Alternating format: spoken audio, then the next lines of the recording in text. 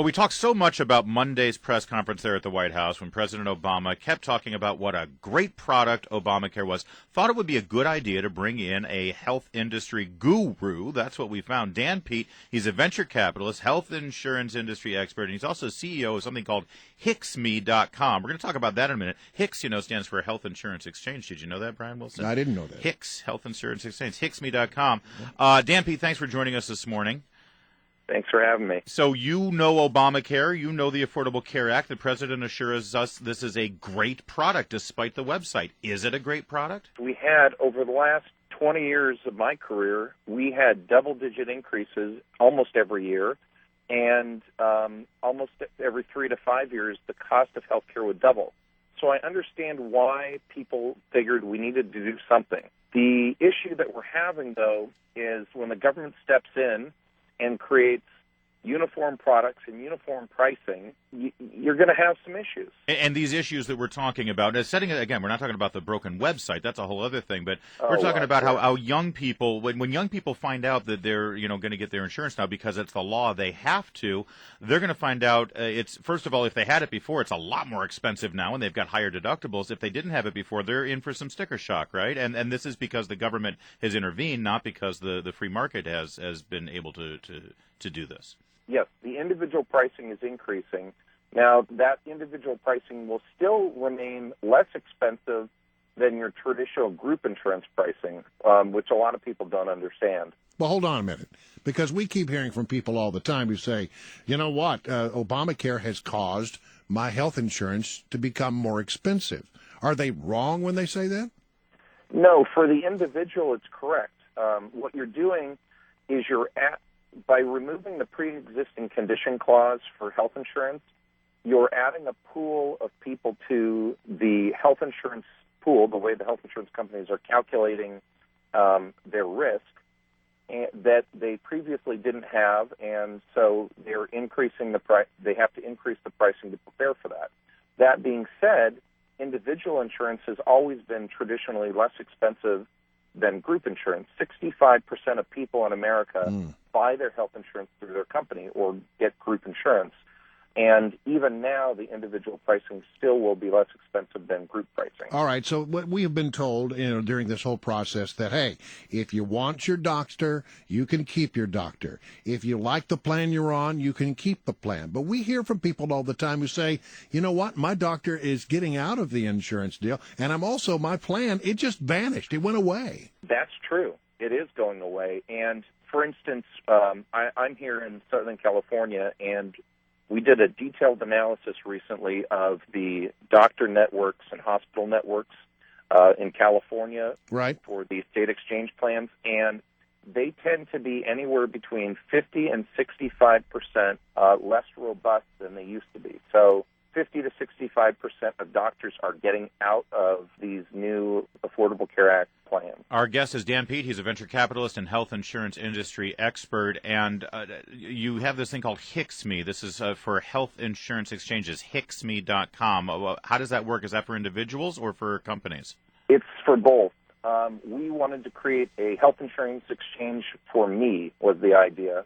And individuals can go on the site and quote individual health insurance for themselves or their families, and companies are able to migrate their employees off of their more expensive group plans onto the individual plan. All right, so hold on. I mean, I'm sorry I'm interrupting. It sounds like you've basically created a private industry version of what healthcare.gov is right? I mean, are you basically doing the same thing? That's exactly correct. And how many times has your site gone down?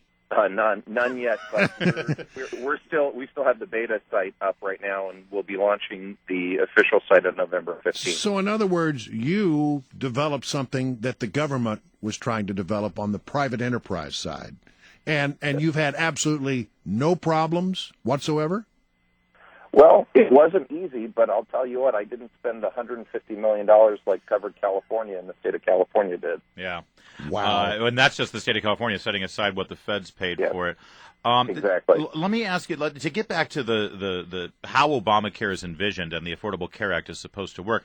I've read that for the numbers to work out actuarially, just financially, the insurance industry needs to bring in upwards to 30 million new people into health insurance to be able to cover and spread out all of those new costs that have come in with the act. And yet, we heard from the White House that their target is to get about 7 million by New Year's Day. Are these numbers just not going to work, and so next year everyone's rate's going to go up even more? Yeah, probably so.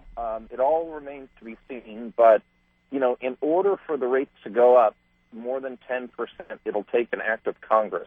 So we'll see how everyone gets together to increase the rates. But, yeah, you could have rate increases, although in the private sector we've had double-digit rate increases consistently. Well, we keep hearing there's a tech surge underway to solve the website problems. But based on what you know about it, and based on what you've been able to read, and based on what you know from your position as having set up a website like this, do you have confidence this is going to be fixed quickly? Frankly, I don't. I think there's a lot of problems still that remain to be uncovered. I do believe over time it'll get fixed, but what hopefully happens is that private industry fixes it, and we're not then beholden to every single state and federal exchange to buy our health insurance. So, Dan, Peate, and I hear you, and I'm sympathetic to that, but let me just ask you, a lot of people like the idea of pre-existing conditions, or, insurance companies having to take people with pre-existing conditions. They like the fact that a health insurance company, if you're, getting treatment for cancer, they can't just decide, okay, we're not going to renew you, or you've capped out and you can't get any more treatment. There's certain things in the Affordable Care Act people like. Why didn't the industry, the private industry, handle those things on their own if people want them? And what would you have done to be able to solve those problems, short of this giant behemoth new health care act that we're stuck with? Well, all health insurance companies, and I know the CEOs of many of them, all of them wanted to get rid of the pre-existing condition clause. The problem was none of them wanted to be the only one that did it, because if you're the only one that did it, or if one or two insurance companies didn't do it, they're the ones with all the quote-unquote good risk, and then everyone else would be left with the less desirable risk. So I actually think that everyone was happy about that. It's just that the government has gotten so involved by creating the exchanges. They control the distribution channel, and if you control the sales distribution channel, well, then everyone who's selling through your distribution channel is beholden to you. What I would like to see, because some of the things of the Affordable Care Act I really enjoy and appreciate, but when the government controls it too much, I think that's when we'll see problems with look at the website problems that we have. This is just one example. All right, Dan Peate, he is, again, a health insurance industry expert and CEO of HIXME.com, HIXME.com, health insurance exchanges for me. Go check it out, compare it to healthcare.gov, and see what you like better.